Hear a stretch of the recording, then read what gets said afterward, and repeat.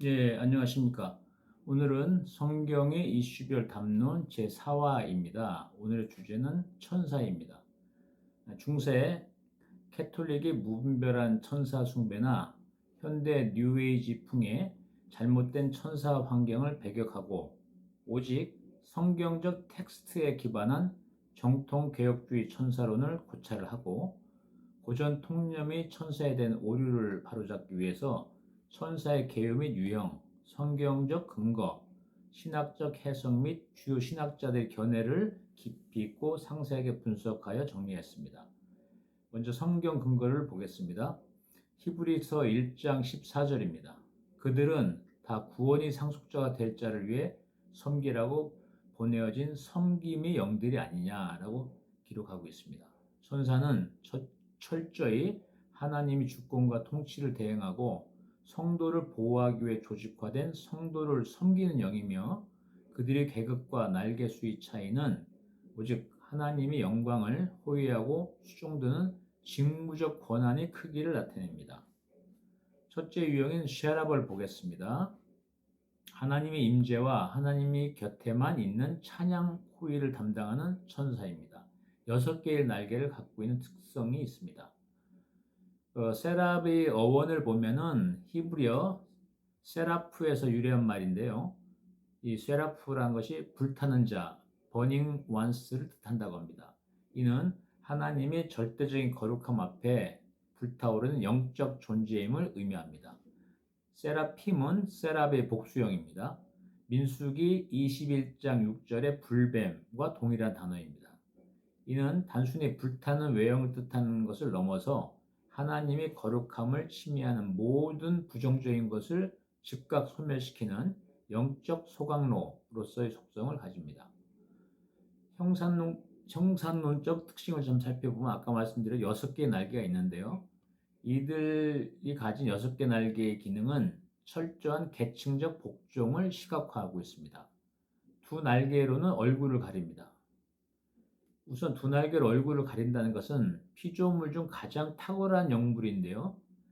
그렇다 하더라도 하나님의 본질적인 영광을 직접 대면할 수 없다는 존재론적 한계를 보여주는 것입니다. 피조물로서 하나님의 본질적 영광을 직접 대면할 수 없는 겸비함과 한계성을 의미합니다. 두 날개로는 발을 가리는데요. 이는 고대 근동 문화에서 발은 수치와 하체 혹은 피조물의 행위적 자취를 상징하므로 자신의 행적을 거룩한 분 앞에 감추며 온전히 복종함을 뜻합니다. 자신의 행적과 수치를 거룩한 분 앞에 감추는 복종을 뜻합니다. 두 날개로는 날아다닙니다. 이 두 날개로 날아다닌다는 것은 하나님 명령에 단 1초의 지체도 없이 즉각적으로 반응하는 절대적 기동성을 의미합니다. 성경 근거를 좀 보겠습니다. 이사야 6장 2절과 3절입니다. 스랍들이 모시고 섰는데 각기 6개의 날개가 있어 중간 생략하겠습니다. 서로 불러 이르되 거룩하다 거룩하다 거룩하다 만군의 여호와여 이렇게 기록되어 있습니다. 요한계시록 4장 8절에 보면 네 생물이 각각 6개의 날개를 가졌고 그 안과 주위에는 눈들이 가득하더라 라고 기록되어 있습니다. 신학적 해석과 신학자의 견해를 좀 살펴보겠습니다. 존 켈빈은 수랍이 6날개 중 2개의 얼굴을 가린다는 것에 2개로 얼굴을 가린다는 것에 주목했습니다. 그는 아무리 탁월한 천사라 할지라도 하나님의 본질적인 영광 앞에서는 눈이 멀 수밖에 없음을 보여주며 인간이 감히 하나님의 신성을 함부로 추측하지 못하도록 경고하는 장치라고 해석을 했습니다. 또한 켈빈은 수랍이 이사야의 입술에 숯불된 사건이 이사야 6장 6절과 7절에 나오는데요. 이 사건에 주목하며 수랍은 단순히 보좌를 호위하는 존재가 아니라 하나님의 정결케 하시는 은혜를 인간에게 매개하는 거룩의 집행자로 정의를 했습니다. 위 디오니시우스 신학자는 그에 져서 천상 계층론에서 세랍을 최고의 계층 제1계급으로 분류를 했습니다.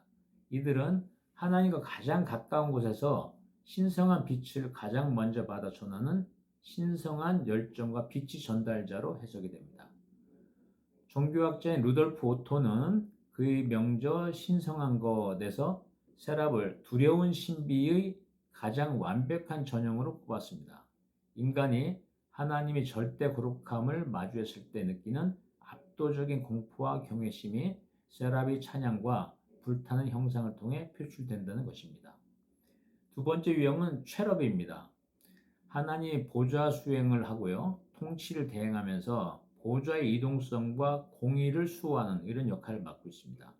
체럽은 4개의 날개를 가졌고요, 하나님을 섬기고 봉사하는 역할과 하나님 곁에 4개의 체럽, 그리고 외부에 있고요, 또 성계 위에도 덮는 체럽이라고 해서 체럽이 있는데, 에스겔 10장 1절에서 22절 사이에 이게 잘 기록되어 있고요, 이사야 14장 12절, 에스겔 28장 14절 또 16절에 각각 기름 부음 받은 체럽과 덮는 체럽이 이렇게 기재가 되어 있습니다. 성경 근거를 좀 보겠습니다. 에스겔 1장 및 10장의 구조는 체럽은 4개의 얼굴, 사람, 사자, 소, 독수리, 그렇게 4개의 얼굴과 4개의 날개를 가집니다. 이 4얼굴은 피조물 중 가장 탁월한 존재들인 영물, 야수, 가축, 조류를 상징하며, 이들이 하나님의 보좌 아래서 수종된다는 것은 우주 만물에 대한 하나님의 절대 주권을 시각한 것입니다. 바퀴와의 연동인데요, 체럽의 곁에는 눈으로 가득한 바퀴들이 있어 방향을 틀지 않고도 사방으로 즉각 이동합니다. 이를 신학적으로 메르카바, 이동식 병거 보좌라고 부르는데요, 하나님의 무소부재 하심과 역동적인 통치를 상징합니다. 성경 근거를 보겠습니다. 에스겔 10장 21절 보면 각기 4개의 얼굴과 4날개가 있으며 날개 밑에는 사람의 손 형상이 있으니라고 기재되어 있고요. 출애굽기 25장 18절부터 20절 사이에는 그 속죄소, 성궤 덮개를 말합니다. 양 끝에 금으로 체럽들을 둘을 쳐서 만들되 날개를 높이 펴서 그 날개로 속죄소, 즉 성궤 덮개를 덮게 하라는 내용이 기록되어 있습니다. 에스겔 28장 14절부터 16절 보면 너는 기름 부음 받음을 받은 지키는 체랍임이여 라고 이렇게 기록되어 있고요. 중간 생략하겠습니다. 내가 하나님의 성산에 있어서 불타는 돌들 사이에 왕래하였도다. 두로왕이 타락을 비유하면서 타락전 루시퍼의 체럽 신분을 묘사를 하고 있습니다. 신학적 해석과 신학적 견해를 좀 살펴보겠습니다. 토마스 아퀴나스는 그의 신학대전에서 쇠랍의 본질이 신성한 사랑의 불꽃이라면 체럽의 본질은 지식이 충만함과 파수꾼으로 보았습니다. 즉 쇠랍이 신성한 사랑이라는 것을 상징한다면 체럽은 하나님의 신성한 지혜의 빛을 상징합니다. 따라서 하나님의 율법과 공의가 보존되는 성계 위를 체럽이 덮고 있는 것이고요, 이러한 지혜를 통한 공의의 보호를 뜻하고 있습니다. 체럽임은 체럽의 복수형입니다. 쇠랍이 사랑과 열정의 상징이라면 체럽은 하나님의 지혜와 공의의 실행을 상징합니다. 따라서 하나님 율법과 공의가 선포되는 법궤, 속죄소 위에 체럽이 배치된 것입니다. 찰스 후지는 프린스턴 신학의 거두인데요, 이분은 인류 타락 직후 에덴 동산을 폐쇄하고 화염검으로 생명나무의 길을 지키게 한 존재가 바로 체럽이라는 점에 주목을 했습니다. 후지는 체럽을 가리켜 죄를 범한 인간이 하나님의 거룩한 임재 안으로 감히 들어오지 못하도록 격리하는 하나님의 공의의 바리케이트라고 명쾌하게 정의를 했고요, 에덴 동산을 폐쇄하고 화염검으로 생명나무를 지키게 한 존재가 체럽이라는 점을 감안해서 체럽은 타락한 죄인이 하나님의 임재 안으로 들어오지 못하도록 격리하는 하나님의 공의의 방어막 기능을 수행한다고 해석했습니다.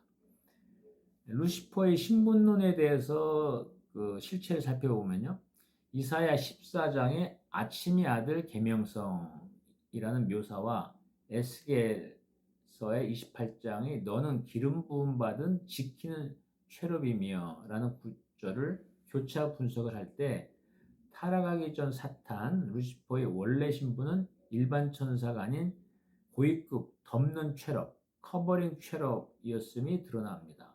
이는 하나님의 가장 깊은 성소와 영광을 가장 가까이서 호위하고 차단하던 영적 제사장마저도 교만이란 죄에 사로잡히면 사탄의 것은 원래 영원한 대적자라는 의미가 있다고 합니다.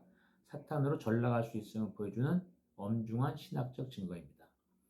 이사야 14장과 에스겔 28장은 타락한 영적 존재의 기원을 보여줍니다.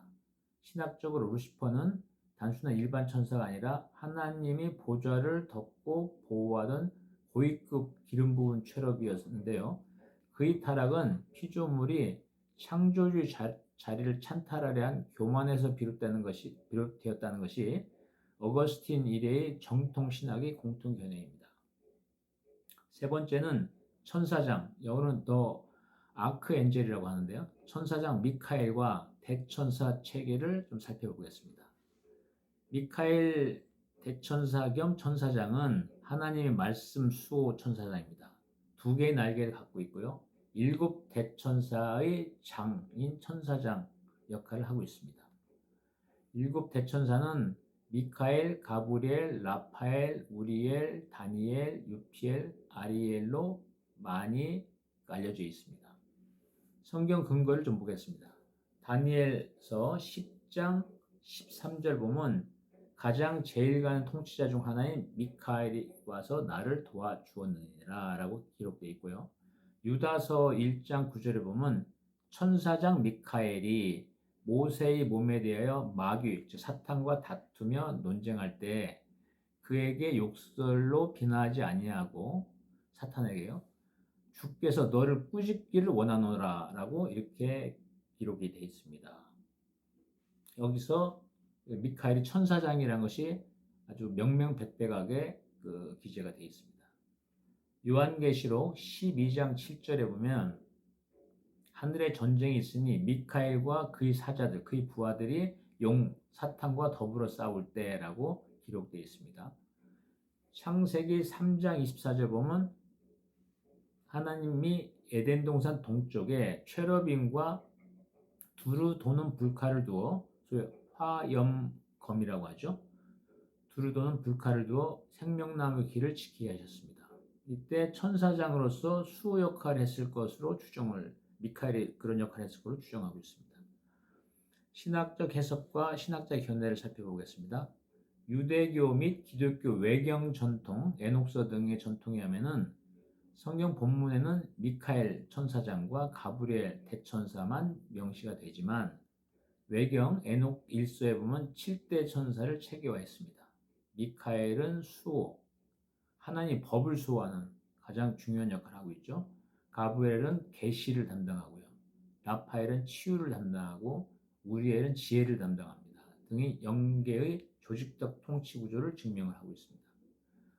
영적 전쟁과 천사 3분의 1이 타락에 관련돼서 좀 살펴보겠습니다.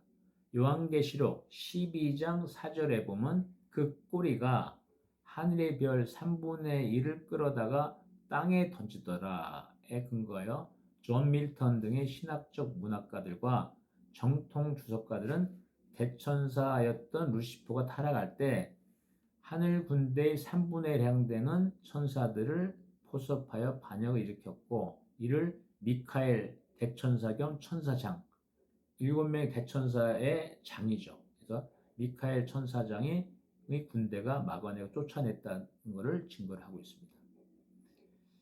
대천사 체계의 성경적 실상과 외경의 확장에 대해서 좀 더 깊이 들어가 보겠습니다. 성경 정경 내에서는 공식적으로 천사장이라는 칭호를 받는 존재는 미카엘이 유일합니다. 아까 살펴본 대로 유다서 1장 9절에 명확히 나와 있습니다. 가브리엘은 강력한 전령이지만 천사장은 명시되진 않았습니다. 그렇지만 다른 걸 전반적으로 봤을 때 가브리엘도 대천사로 분류가 됩니다. 7 대천사 체계 유래를 보면은 흔히 알려진 7 대천사 체계는 어디서 유래한 것일까요? 이는 유대교 묵시문학, 유대교의 묵시문학이라고 있습니다. 묵시문학인 위경, 에녹 일서에 보면은 20장에서 구체화된 것을 보입니다. 에녹서의 기록에 따르면 영적 세계는 철저한 군대식 관료제 체계로 조직되어 있으며 그 정점에 7명의 대천사가 포진하고 있습니다. 그 7명의 대천사 중 천사장, 그 장은 미카엘입니다. 미카엘 대천사가 천사장 역할을 하는 것은 성경 정경에도 분명히 나와 있습니다. 천사장이자 이스라엘 백성을 수호하며 영적 전쟁을 총지휘하는 미카엘을 필두로 하나님의 최고 전령이자 구속사의 거대한 계시들을 전달하는 가브리엘이 존재합니다.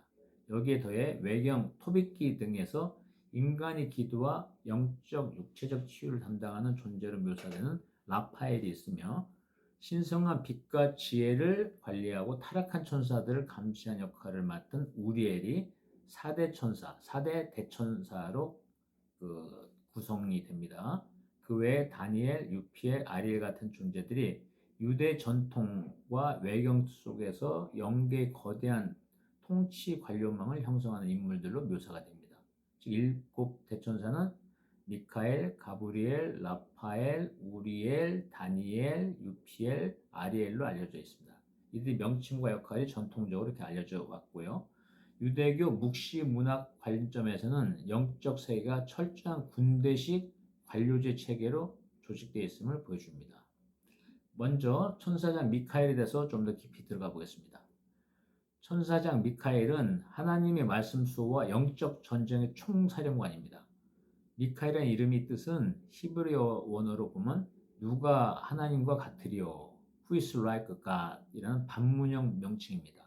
이는 피조물 중 그 어떤 존재도 하나님의 신성과 주권에 도전할 수 없음을 선포하는 이름 자체로 선포하고 있는 거죠. 사탄의 교만과 정면에서 대치되는 신학적 의미를 갖습니다. 사탄은 교만에 의해서 타락하고 반역을 한 거고 그걸 제압한 하나님의 가장 오른팔이라고 볼 수 있죠. 그래서 천사장 미카엘입니다. 정경에서 공식적으로 아까 말씀드린 대로 더 아크엔젤, 천사장이란 호칭을 받은 유일한 존재입니다. 성경 근거와 직무를 좀 분석해 보겠습니다. 다니엘서 10장과 12장에서 미카엘은 가장 제일가는 통치자 중 하나, 내 백성을 호위하는 큰 통치자로 묘사됩니다. 이는 고대 근동의 영적 전쟁 이면에서 이스라엘이라는 언약 백성을 배후에서 물리적으로 수호하는 영적 국가대표이자 천사장의 직무를 수행하고 있음을 보여줍니다. 미카엘이 그런 역할을 한다는 거죠. 이 군사적 직무는 신약의 유다서 1장 9절에서 모세의 몸을 두고 마귀와 치열하게 설전을 벌이는 장면으로 이어지며 요한계시록 12장 7절에서 절정에 달합니다. 요한계시록에서는 미카엘과 그의 부하, 그의 사자들이 하늘에서 사탄의 군대와 맞서 정면으로 전쟁을 벌여 그들을 땅으로 내쫓는 장면이 등장합니다. 사탄은 미카엘한테는 안 되는 그러나 하수로 보입니다.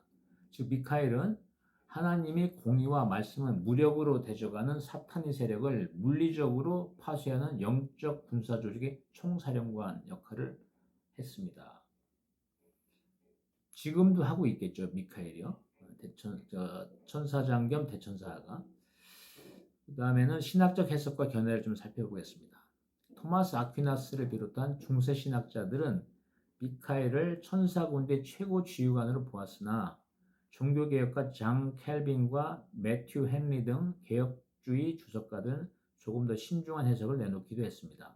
켈빈은 다니엘서의 미카엘을 그리스도의 신성한 현현 또는 교회를 지키시는 예수 그리스도의 권세를 대행하는 영적 도구로 해석하기도 했습니다. 비엔나에 가보니까 미카엘 성당이 있었습니다. 그래서 그 정면에 입구에 보면 그 미카엘 천사장이 창으로 사탄을 제압하고 있는 장면을 본 적이 있습니다. 이것이 아마 요런과 연결되는 것 같습니다. 즉 미카엘의 강력한 군사력은 독자적 힘이 아니라 오직 하나님이 백성을 보호하시려는 그리스도의 주권적 통치에서 비롯된 것입니다. 하나님과 예수 그리스도의 최고 신복이라고 볼 수 있겠죠. 미카엘 천사장이요. 두 번째는 최고 전령 대천사 가브리엘입니다. 가브리엘은 구속사적 계시 전달자와 하나님 입 역할을 합니다. 가브리엘이라는 이름은 히브리어로 하나님의 영웅 또는 하나님은 강하시다, God is my strength라는 뜻을 가지고 있다고 합니다. 가브리엘은 무력과 전쟁을 담당하는 미카엘과 달리 하나님의 입과 혀가 되어 가장 핵심적인 구속사적 비밀을 인간 세계에 선포하고 통보하는 최고의 계시 전령, 메신저의 직무를 맡고 있습니다. 성경 근거와 직무 분석을 좀 살펴보겠습니다. 다니엘서 8장과 9장에서 가브리엘은 환상 속에 고통받는 다니엘에게 나타나 인류 역사의 마지막 때와 이른 이래라는 메시아 도래의 구체적인 타임라인을 설명해주는 해석자로 등장합니다. 그의 직무는 신약성경 누가복음 1장에서 구속사의 정점을 찍습니다. 가브리엘은 세례 요한의 아버지 사가랴에게 찾아가 세례 요한이죠. 요한의 출생을 예고했으며 마침내 나사렛 처녀 마리아에게 나타나 인류 구원의 핵심인 예수 그리스도의 성육신 수태고지를 선포합니다. 하나님의 가장 깊은 구속사적 마스터 플랜이 가브리엘의 입을 통해 지상에 공식화된 것입니다. 신학적 해석과 견해를 살펴보겠습니다. 신학계에서는 가브리엘을 하나님의 비밀을 맡은 청지기로 정의합니다. 특히 초대 교부들은 가브리엘이 메시아의 성육신을 선포했기 때문에 그를 은혜와 자비 천사로 불렀습니다. 미카엘이 하나님이 거룩함을 방어하는 외적인 방패라면 가브리엘은 하나님의 사랑과 구원 계획을 내적으로 소통하는 통로입니다. 따라서 가브리엘은 영계의 관료제 구조 속에서 하나님의 보좌로부터 나오는 최고 등급의 기밀문서와 계시를 집행하는 수석 행정관의 지위를 가지고 있다고 봅니다. 세 번째는 치유의 대천사 라파엘입니다. 영적, 육체적 회복과 인간 기도의 중보자 역할을 하고 있습니다. 라파엘의 이름은 히브리어로 치료하다와 엘이라는 하나님이시거든요. 엘이 결합된 형태로 하나님이 고치신다, God heals라는 뜻이라고 합니다. 개혁주의 정경에는 명시적으로 등장하지 않지만 캐톨릭과 정교회가 정경을 인정하는 외경, 토빅기의 핵심 주역으로 등장하며 대천사 책의 한 축을 이루고 있습니다. 외경적 근거와 직무를 분석해 보겠습니다. 토빅기에서 라파엘은 인간 아샤라라는 청년의 모습으로 완벽하게 위장하여 토빗의 아들 토비아의 여정을 동행하고 보호하는 가이드로 등장합니다. 그는 여행 중 토비아를 악귀 아스모데오의 저주로부터 구출해내고 물고기의 쓸개를 이용해 눈이 멀었던 노인 토빗의 시력을 완벽하게 회복시킵니다.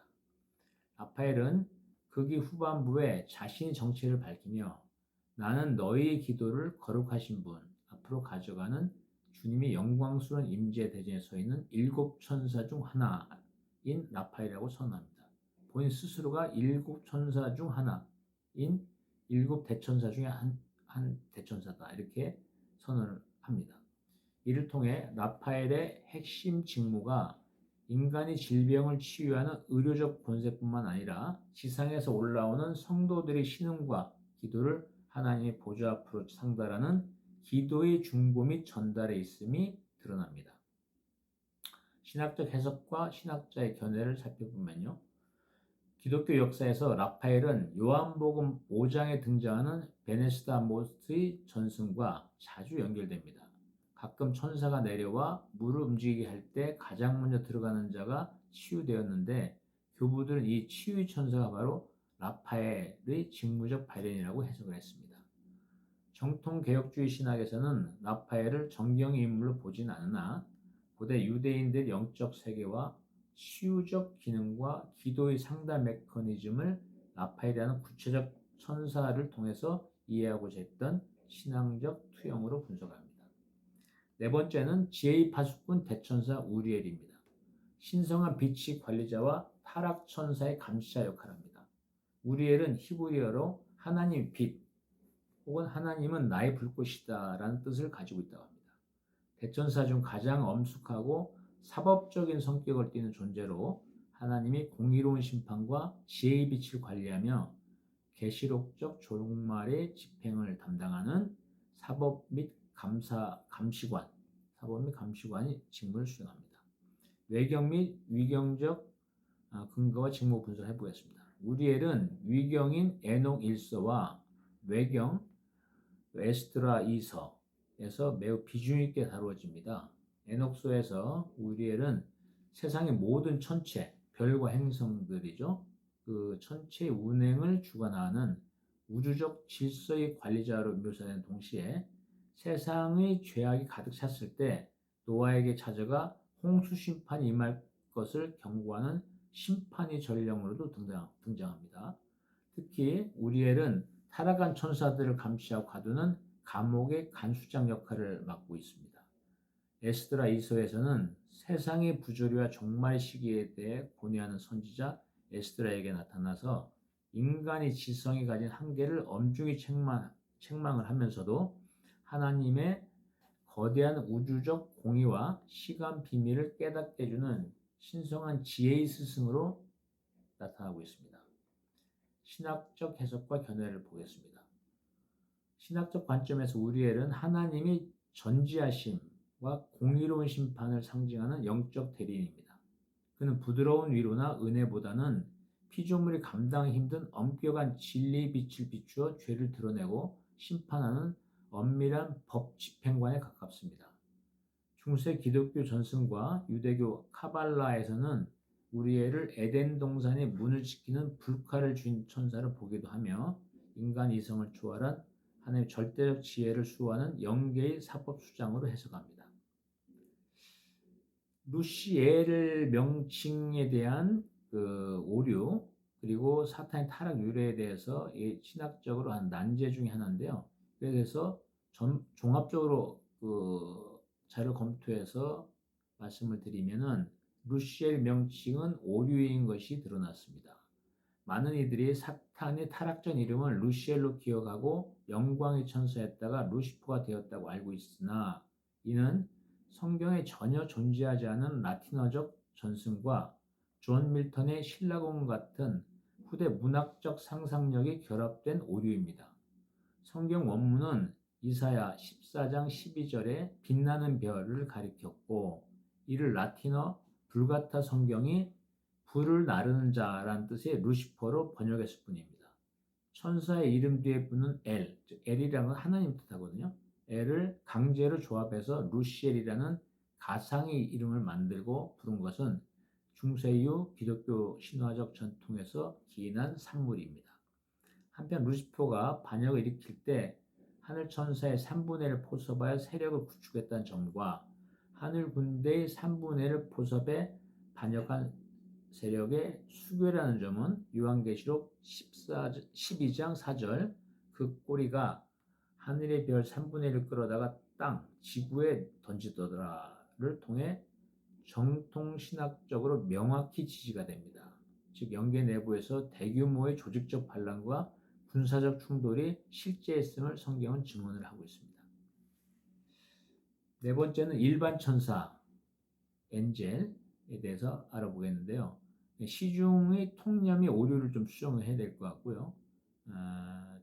그 존재론적 실상과 왜곡된 통념이 상당히 자리 잡혀 있는 천사의 모습입니다. 천사는 흔히 알고 있는 것과 달리 날개가 없습니다. 그리고 영이기 때문에 그 형체는 없지만 육신으로 현현할 때는 남자의 모습으로 나옵니다. 후광도 없습니다. 여자나 어린이로 많이 천사 묘사되는데 여자나 어린이 천사도 없습니다. 개인 수호 천사도 없습니다. 따라서 이런 시중에 알고 있는 이런 천사에 대한 그 오류는 이번 기회에 좀 수정을 하시는 게 좋을 것 같습니다. 원어의 의미를 보면요. 히브리어 마라크와 헬라어 앙겔로스 모두 구조적으로 심부름꾼, 보낸 사람, 메신저를 의미합니다. 즉 천사는 존재, 명칭이라보다는 직무의 명칭이라고 볼 수 있습니다. 날개가 없는 것을 한번 말씀드리겠습니다. 성경에 등장하는 일반 천사, 창세기 소돔의 천사가 나타나죠. 그리고 예수님 무덤가에 또 천사가 나타나는데 그 천사들은 단 한 번도 날개가 있다고 묘사되지 않습니다. 성경 전체를 통틀어 일반 천사가 등장할 때 날개가 있다고 묘사된 적은 단 한 번도 없습니다. 날개는 오직 세랍과 체럽 같은 하나님이 보좌 수행라는 특수 영물들이 전유물입니다. 하나님 가까이 있는 영물들, 천사들이 날개를 가지고 있지, 대천사는 물론 날개 2개를 갖고 있지, 일반 천사는 날개가 없습니다. 그리고 여성과 아기 형상의 그 이미지를 갖고 있는데 그걸 배격을 해야 될 것 같은데요. 중세 르네상스 미술이 이교도의 신 에로스, 큐피드를 이제 차용하면서 천사를 여성이나 아기로 묘사를 했지만은 성경적 천사는 언제나 수염이 없는 건장한 젊은 남성의 모습으로만 현현합니다. 이는 영적 군사로서의 권위와 힘을 대변하기 위함입니다. 따라서 날개도 없고 여성 천사, 아기 천사도 없습니다. 대중적 예술 오류에 대한 신학적 교정이 필요한데요. 시중의 성화, 대중문화는 성화 그림도 보면 아기 천사, 여성 천사도 있고 하는데 대중문화는 천사를 날개 달린 아기, 아름다운 여성, 머리 뒤 후광 이렇게 묘사를 하지만은 이는 성경적 근거가 전혀 없는 이교도 그리스 로마 신화의 영향 아닌가 이런 생각이 들고 이렇게 어떻게 보면 천사의 진정한 모습을 오염시킨 이런 부분이 있습니다. 외모와 형태를 살펴보면은 성경에 등장하는 일반 천사는 언제나 수염이 없고 건장한 젊은 남성의 모습으로 현현됩니다. 예를 들어서 창세기 19장 소돔에 나타난 두 천사 소돔을 보면은 소돔에 나타났는데 사람들이 남자로 인식을 했다고 기록되어 있습니다. 이들은 본래 영적 존재이기 때문에 육체가 없지만 인간에게 나타날 때는 완벽한 남성의 신체로 시각화됩니다. 인간 눈에 보일 때는 영적 군사이자 대리인으로서의 엄숙한 권위와 힘을 나타내기 위해 완벽한 남성의 형상을 취하는 것입니다. 일반 천사의 3대 핵심 직무를 성경의 근거에 살펴보겠습니다. 첫째는 하나님의 복을 전달하는 것입니다. 창세기 18장 아브라함에게 이삭 출산을 예고하고 누가복음에 보면 1장 19절에 보면 가브리엘이 수태고지를 전달합니다. 두 번째는 하나님이 적을 무찌르는 역할을 합니다. 열왕기하 19장 35절에 보면 한 천사가 아수르 군사 18만 5천 명을 송장으로 만드는 것이 기록되어 있습니다. 세 번째는 하나님 택하신 자들의 경우입니다. 시편 91편 11절입니다. 그가 너를 위하여 그 천사들을 명령하사 내 모든 길에서 너를 지키게 하실 것입니다. 이렇게 기록되어 있습니다. 개혁주의 신학에서 개인 수호 천사를 비판을 했는데요. 이것도 한번 살펴보겠습니다.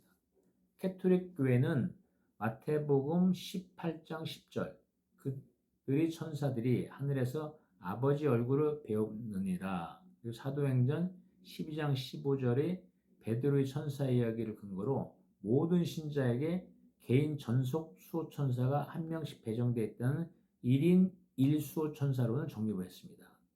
그렇지만 존 켈빈과 매튜 헨리는 등 이런 정통 개혁주의 신학자들은 이를 단호하게 비판하며 배격합니다. 켈빈은 그의 주석에서 하나님께서 자신이 사랑하신 성도 한 명을 보호하기 위해 단 한 명의 천사만 붙여 고정해 두시는 것은 하나님의 무한한 전능하심과 분사력을 불필요하게 제한한 것이라고 역설했습니다. 열왕기하 6장 17절에 보면은 엘리사 선지자 한 명을 지키기 위해 도단성 전체를 에워쌌던 그 수많은 불말과 불병거의 무리처럼 하나님은 필요에 따라 영계의 군대 천사 전체, 천군 전체를 유기적으로 움직여 성도를 철저하게 보호하십니다.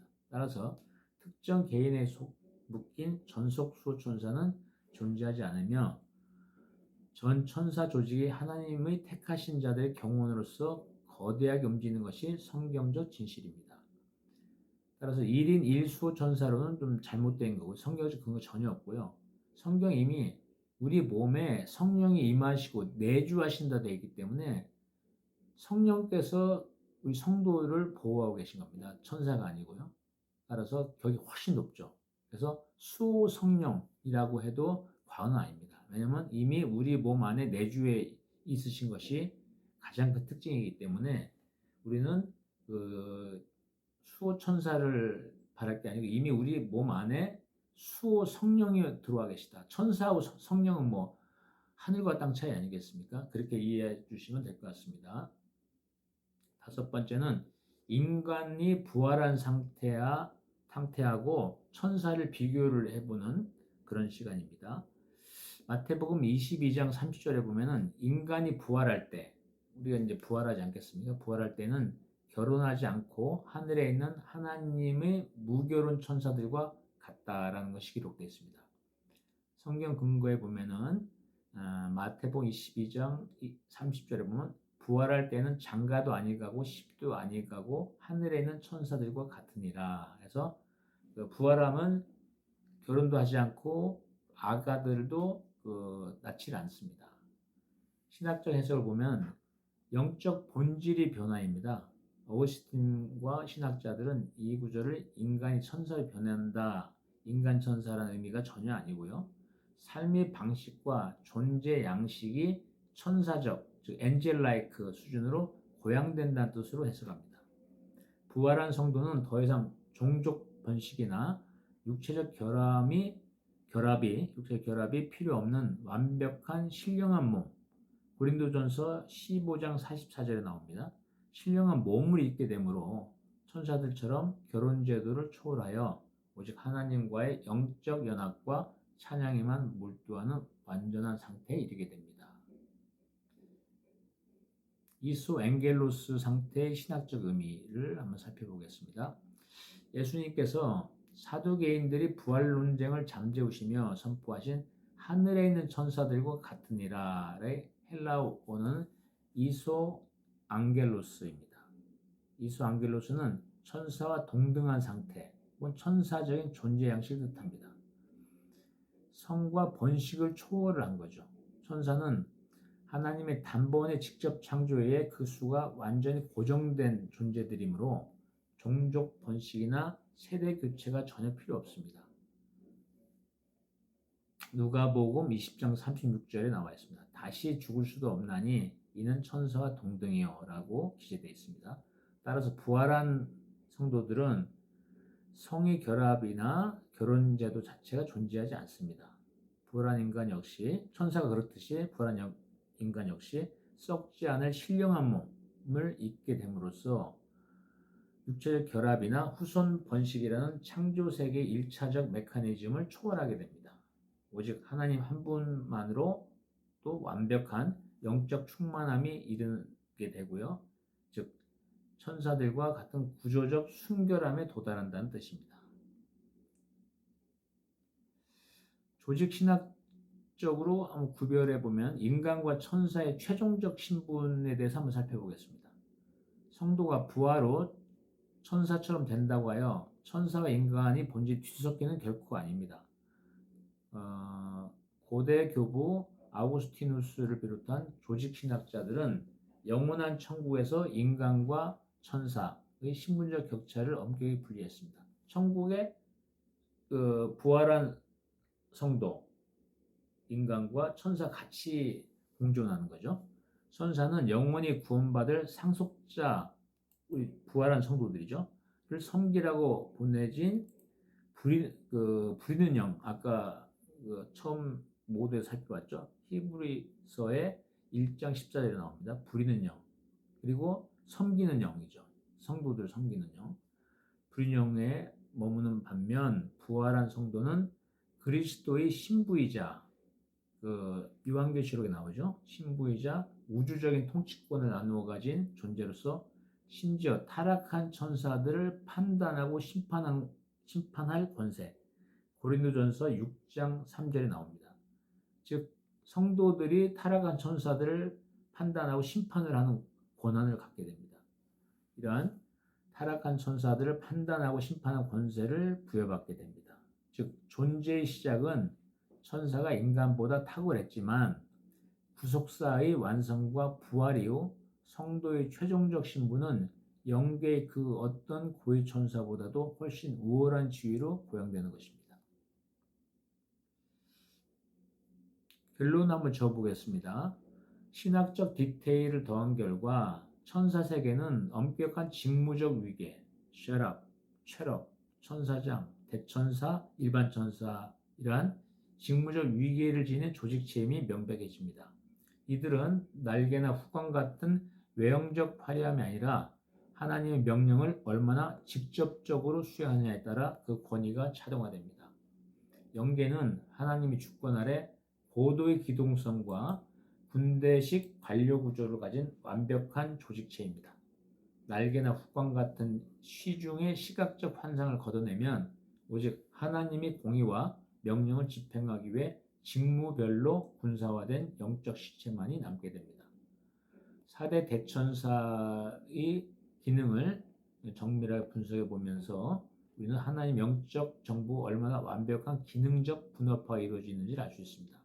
미카엘은 하나님의 법을 수호하는 이러한 국방과 안보를 책임지는 총사령관의 역할을 하고 있고요. 가브리엘은 국가의 정책과 핵심 통치 이념을 대내외 선포하는 대변인이자 소통관의 역할을 하고 있고요. 라파엘은 백성들의 안녕과 복원, 내적인 치유를 담당하는 복지, 의료 집행자라고 볼 수 있고요. 우리엘은 법과 질서를 수호하고 범법자, 타락한 천사들을 격리하는 사법부의 수장의 역할을 하고 있습니다. 이상으로 천사에 대해서 살펴봤고요. 다음은 성경 이슈별 담론 제5화 구약에서의 하나님 아들 편에서 뵙도록 하겠습니다.